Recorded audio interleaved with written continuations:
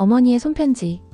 1975년 봄, 경상도 작은 농촌 마을에서 25살 김정희는 낡은 보따리 하나를 들고 서울행 버스에 몸을 맡겼습니다.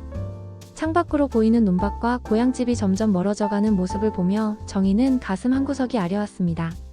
하지만 뒤돌아설 수는 없었습니다. 가난에 허덕이는 가족을 위해서라도 반드시 성공해야 했습니다. 서울역에 도착한 정희는 인파에 휩쓸려 어디로 가야 할지 몰라 당황했습니다. 손에 든 쪽지를 보며 겨우 지하철을 찾아 성수동에 있는 섬유 공장으로 향했습니다.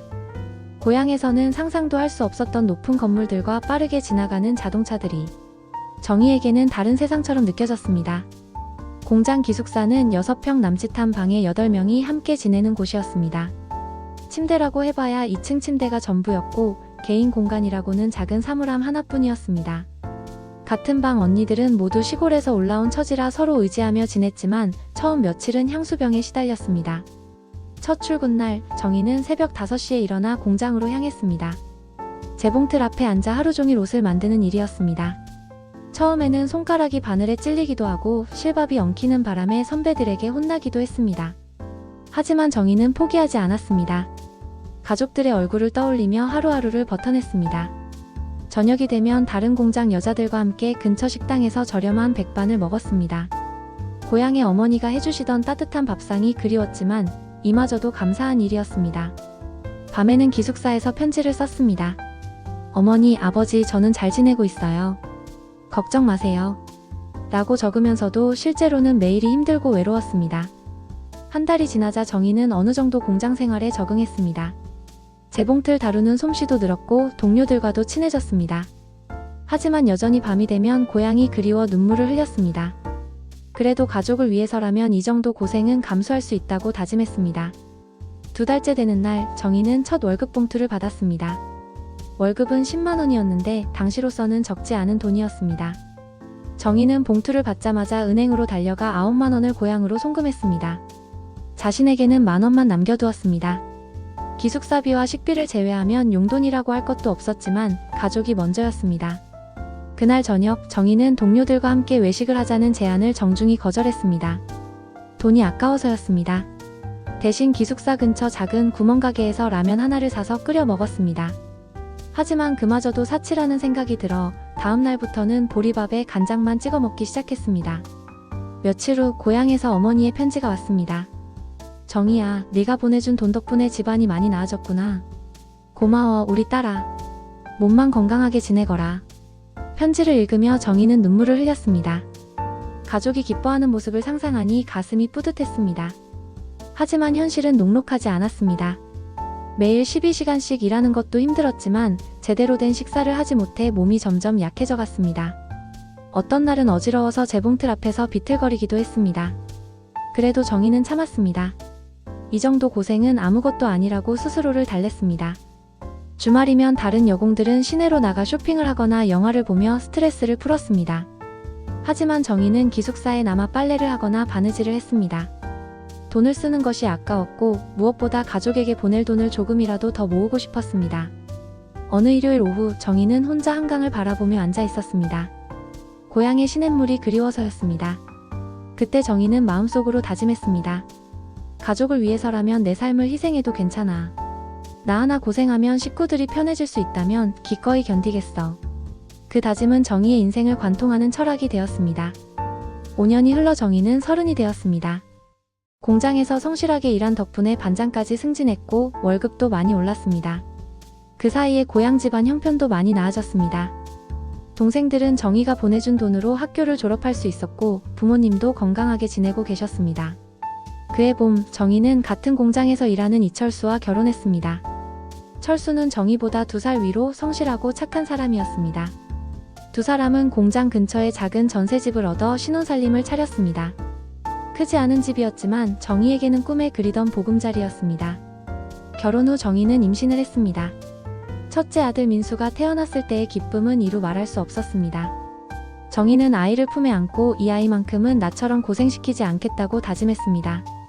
2년 후에는 딸 민정도 태어났습니다. 두 아이는 정희의 삶의 이유가 되었습니다. 하지만 행복도 잠시 철수의 작은 사업이 실패하면서 집안에 큰 빚이 생겼습니다. 전세보증금까지 날려 가족은 월세방으로 이사해야 했습니다. 철수는 시리에 빠져 술을 마시기 시작했고 정희는 혼자서 가족을 책임져야 했습니다. 정희는 공장 일을 그만두고 시장에서 노점상을 시작했습니다. 새벽 4시에 일어나 도매시장에서 채소를 사다가 동네 시장에서 팔았습니다. 비가 와도 눈이 와도 장사를 해야 했습니다. 손은 갈라지고 얼굴은 햇볕에 타서 거칠어졌지만 아이들만큼은 배고프게 하지 않으려고 악착같이 버텼습니다. 저녁이 되면 장사를 정리하고 집에 돌아와 아이들을 챙겼습니다. 민수와 민정의 숙제를 봐주고 저녁을 먹인 후 밤늦게까지 다음날 장사 준비를 했습니다. 잠은 서너 시간 정도밖에 자지 못했지만 아이들의 웃는 얼굴을 보면 모든 피로가 사라졌습니다.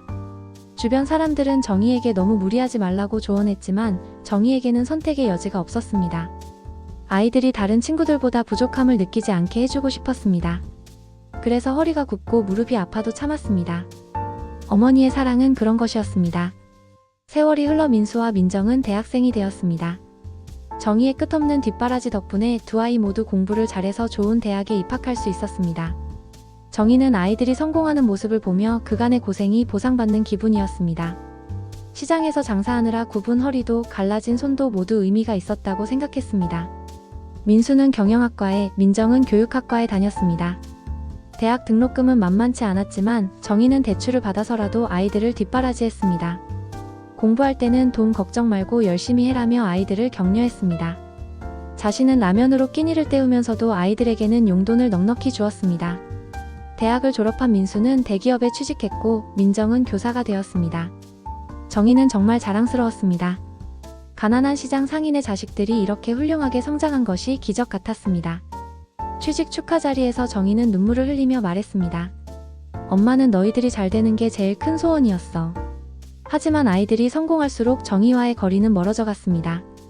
민수는 회사 업무로 바쁘다며 집에 자주 오지 않았고 민정도 학교 일과 자신의 연애로 정신이 없었습니다. 명절이나 어머니 생신 때만 잠깐 얼굴을 비치고는 금세 자리를 떴습니다. 정희는 이해하려고 노력했습니다. 젊은 사람들은 바쁜 게 당연하고 자신들의 인생이 있으니까 어쩔 수 없다고 생각했습니다. 하지만 마음 한구석에는 서운함이 남았습니다. 그토록 애지중지 키운 아이들이 이제는 엄마가 필요 없는 것 같아 쓸쓸했습니다.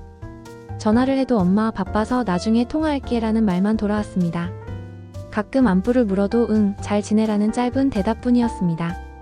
정희는 아이들이 성공해서 기쁘면서도 동시에 점점 외로워져 갔습니다. 시장 일도 예전만큼 활기차지 않았습니다. 대형마트가 생기면서 손님들이 줄어들었고 나이가 들면서 체력도 떨어졌습니다. 그래도 정희는 매일 시장에 나갔습니다. 집에 혼자 있으면 더 외로웠기 때문입니다. 시장 상인들과 이야기하는 것만이 유일한 위안이었습니다. 정희가 60을 넘긴 어느 해 겨울 남편 철수가 갑작스럽게 쓰러졌습니다.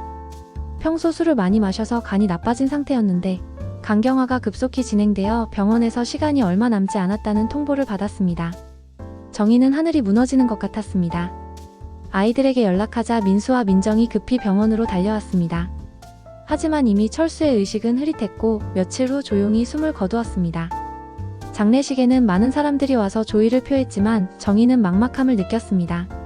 평생을 함께한 동반자를 잃었다는 현실이 받아들여지지 않았습니다. 장례를 치른 후 민수와 민정은 각자의 일상으로 돌아갔습니다.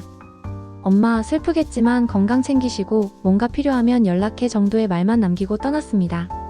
정희는 텅 빈 집에 혼자 남겨졌습니다. 철수가 있을 때는 몰랐는데 혼자가 되니 적막함이 너무 컸습니다. 시장 일도 예전 같지 않았습니다. 기운이 없어서 장사에 집중할 수 없었고 손님들도 정희의 변화를 눈치챘습니다. 사모님 많이 힘드시죠? 단골 손님들이 위로해 주었지만 집에 돌아가면 또다시 외로움이 밀려왔습니다.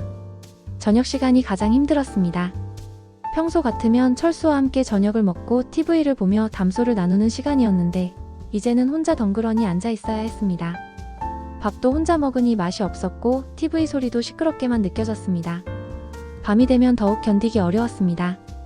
옆자리가 비어있다는 것이 실감났고 작은 소리에도 깜짝깜짝 놀랐습니다. 정희는 불면증에 시달렸습니다. 잠들기 전에는 철수와의 추억을 떠올리며 눈물을 흘렸고 새벽에 깨면 현실이 꿈이었으면 좋겠다고 생각했습니다.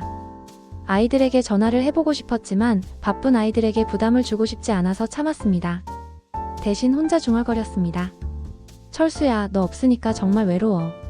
아이들은 잘 컸는데 왜 이렇게 멀게만 느껴질까? 답 없는 독백이 계속되었습니다.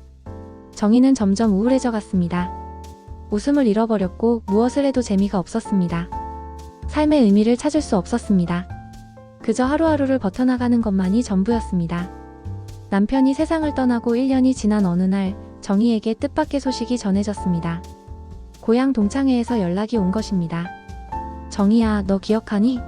옛날에 좋아했던 박영호 말이야. 그 사람이 최근에 세상을 떠났는데 유품을 정리하다가 내 앞으로 쓴 편지가 나왔어. 정희는 깜짝 놀랐습니다. 박영호는 결혼 전 정희가 잠시 만났던 첫사랑이었습니다. 당시 정희가 서울로 올라오면서 자연스럽게 연락이 끊어진 사이였습니다. 그런데 그가 자신에게 편지를 썼다니 정희는 궁금했습니다. 며칠 후 고향 친구가 편지를 가져다 주었습니다. 편지는 40년도 더 된 것으로 종이가 누렇게 발해 있었습니다. 정희는 떨리는 손으로 편지를 펼쳤습니다. 익숙한 글씨체로 쓰여진 편지에는 이런 내용이 있었습니다. 정희야, 너는 지금 서울에서 잘 지내고 있겠지? 나는 매일 내 생각을 해. 특히 네가 웃던 모습이 자꾸 떠올라. 내 웃음이 나를 살게 했어. 비록 지금은 멀리 있지만 언젠가는 다시 만날 수 있을 거라고 믿어. 그때까지 건강하게 지내줘. 사랑해, 정희야. 편지를 읽으며 정희는 눈물을 흘렸습니다. 40년 전에 순수했던 감정이 그대로 전해져 왔습니다. 그때는 미처 몰랐는데 영호가 자신을 그렇게 깊이 사랑했다는 것을 이제야 알게 된 것입니다. 정희는 잊고 있던 자신의 젊은 시절을 떠올렸습니다. 25살의 정희는 꿈도 많고 웃음도 많은 여자였습니다. 영화를 보면서 웃고 친구들과 이야기하면서 깔깔거리고 연애를 하면서 설레기도 했습니다. 그런데 언제부터인가 그런 모습을 잃어버렸습니다. 가족을 위해 희생하고 아이들을 위해 고생하면서 자신을 돌아볼 여유가 없었습니다. 편지를 다시 읽어보니 더욱 가슴이 뭉클했습니다. 내 웃음이 나를 살게 했어라는 구절이 특히 마음에 와 닿았습니다. 정희는 자신도 누군가에게 그런 의미 있는 존재였다는 것을 깨달았습니다. 자신이 생각보다 소중한 사람이었다는 것을 느꼈습니다. 그날 밤 정희는 오랜만에 거울을 자세히 들여다보았습니다. 주름이 늘고 머리가 희끗희끗해진 자신의 모습이 보였지만 동시에 여전히 살아있는 자신을 발견했습니다. 나도 한때는 누군가의 특별한 사람이었구나라고 중얼거리며 정희는 작은 미소를 지었습니다. 오랜만에 짓는 진짜 미소였습니다. 영호의 편지를 받은 후 정희의 마음에는 변화가 일어났습니다. 자신도 누군가에게 소중한 존재였다는 깨달음이 그녀에게 새로운 용기를 주었습니다. 정희는 문득 생각했습니다. 내가 받은 이 감동을 아이들에게도 전해주고 싶어. 그날부터 정희는 민수와 민정에게 손편지를 쓰기 시작했습니다. 처음에는 무엇을 써야 할지 몰라 망설였지만 마음속에 하고 싶었던 말들을 하나씩 적어나갔습니다. 민수야, 요즘 회사 일이 많이 바쁘지? 무리하지 말고 건강 챙겨라. 엄마는 네가 건강한 게 제일 중요해. 편지지에 한 글자 한 글자 정성스럽게 써내려가는 정희의 손길에는 따뜻함이 묻어 있었습니다. 요즘 사람들은 모두 문자나 카카오톡으로 연락하지만 정희는 손편지만이 가진 특별함이 있다고 생각했습니다. 직접 쓴 글씨에는 마음이 담겨 있었습니다. 민정아, 학교에서 아이들 가르치느라 고생 많지? 선생님이라는 직업이 정말 보람 있을 것 같아. 엄마는 네가 그렇게 훌륭한 일을 하고 있어서 자랑스러워. 너희 오빠랑 너는 정말 엄마 인생 최고의 선물이야. 편지를 쓰면서 정희는 평소에 표현하지 못했던 마음들을 정리할 수 있었습니다. 아이들에 대한 고마움, 자랑스러움, 그리고 사랑을 글로 옮기니 마음이 한결 가벼워졌습니다. 무엇보다 아이들과 다시 연결되는 느낌이 들었습니다. 매달 둘째 주에는 민수에게, 넷째 주에는 민정에게 편지를 보냈습니다. 편지 내용은 일상적인 안부 인사부터 시작해서 어린 시절 아이들과의 추억, 그리고 현재의 마음까지 다양했습니다. 민수야, 네가 5살 때 처음 자전거 타는 걸 가르쳐줬던 게 기억나니? 그때 넘어져서 울었는데 엄마가 호호 불어줬더니 다시 웃었잖아. 편지를 쓰는 시간은 정희에게 치유의 시간이었습니다. 외로움도 줄어들었고 아이들과 멀어진 것 같던 마음도 다시 가까워지는 기분이었습니다. 비록 아이들이 즉시 답장을 보내지는 않았지만 정희는 상관없다고 생각했습니다. 받는 사람의 마음에 조금이라도 닿으면 그것으로 충분했습니다. 시장 일도 예전보다 활기를 되찾았습니다. 편지를 쓸 생각을 하면 기분이 좋아졌고 손님들에게도 더 밝게 대할 수 있었습니다. 사모님, 요즘 많이 밝아지셨네요? 단골 손님들이 말하자 정희는 환하게 웃으며 대답했습니다. 아이들에게 편지를 쓰기 시작했거든요. 정희가 손편지를 보내기 시작한 지 6개월이 지난 어느 겨울날이었습니다. 평소와 다름없이 시장에서 장사를 하고 있는데 갑자기 익숙한 목소리가 들렸습니다. 엄마. 돌아보니 민수와 민정이 함께 서 있었습니다. 정희는 깜짝 놀랐습니다. 어머, 너희들이 어떻게? 엄마, 깜짝 방문이에요. 민정이 환하게 웃으며 말했습니다. 오늘 하루 시간 내서 엄마 보러 왔어요. 민수도 어색하지만 따뜻한 미소를 지었습니다. 엄마, 편지 잘 받아보고 있어요. 정말 고마워요. 집으로 돌아가는 길에 민정이 말했습니다. 엄마, 편지 받을 때마다 정말 뭉클해요. 처음에는 요즘 누가 손편지를 쓰나 싶었는데 읽어보니까 마음이 이렇게 따뜻해지더라고요. 민수도 고백했습니다. 저도 엄마 편지 받으면 회사에서 몰래 읽어요. 힘들 때 읽으면 위로가 돼요. 집에 도착하자 정희는 바쁘게 저녁 준비를 시작했습니다. 뭘 해드릴까? 뭐가 먹고 싶어? 정희는 기뻐서 어쩔 줄 몰랐습니다. 아이들이 함께 집에 온 것이 언제였는지 기억도 나지 않았습니다. 민수와 민정은 엄마를 도우며 함께 저녁을 준비했습니다. 저녁 식사 자리에서 가족은 오랜만에 많은 이야기를 나누었습니다. 민수는 회사에서 있었던 재미있는 일들을 얘기했고, 민정은 학교 아이들 이야기를 들려주었습니다. 정희는 최근에 시장에서 만난 사람들과 동네 소식을 전했습니다. 웃음소리가 집안에 가득했습니다. 엄마, 그런데 편지에서 아빠 이야기 별로 안 하시더라고요. 많이 그리우시죠? 민정이 조심스럽게 물었습니다. 정희는 잠시 생각하더니 대답했습니다. 그리워. 하지만 아빠도 너희들이 잘 지내는 모습 보면 좋아하실 거야. 그리고 엄마도 이제 혼자가 아니라는 걸 알았어. 민수가 의아해하며 물었습니다. 혼자가 아니라는 게 무슨 뜻이에요? 정희는 미소를 지으며 설명했습니다. 편지를 쓰면서 느꼈는데 너희들과 마음으로 연결되어 있다는 걸 알게 됐어. 멀리 있어도 엄마의 사랑은 너희에게 닿고 있더라고. 그날 밤 민수와 민정은 어린 시절 자신들의 방에서 하룻밤을 보냈습니다. 정희는 오랜만에 집안에 사람 소리가 나는 것이 너무 행복했습니다. 화장실 가는 소리, 이불 뒤척이는 소리까지도 모두 소중했습니다. 다음날 아침 아이들이 떠나기 전에 민정이 말했습니다. 엄마, 앞으로 더 자주 올게요. 그리고 엄마 편지 정말 소중해요. 계속 써주세요. 민수도 덧붙였습니다. 저도 이제 엄마께 편지 써드릴게요. 서툴겠지만요. 아이들을 배웅하며 정희는 눈물을 글썽였습니다. 하지만 이번에는 슬픈 눈물이 아니라 행복한 눈물이었습니다. 손편지 한 통으로 시작된 작은 변화가 가족의 마음을 다시 하나로 만들어준 것입니다. 그날 저녁 정희는 새로운 편지를 쓰기 시작했습니다. 우리 아이들아, 어제 너희들이 와줘서 정말 고마웠어. 오랜만에 집안이 생기로 가득했다. 세상에서 가장 큰 힘은 가족의 사랑이라는 걸 다시 한번 느꼈어. 엄마는 너희들이 있어서 정말 행복해. 창밖으로는 눈이 내리고 있었지만 정희의 마음은 따뜻한 봄날처럼 포근했습니다. 어머니의 작은 손편지가 만들어낸 기적이었습니다.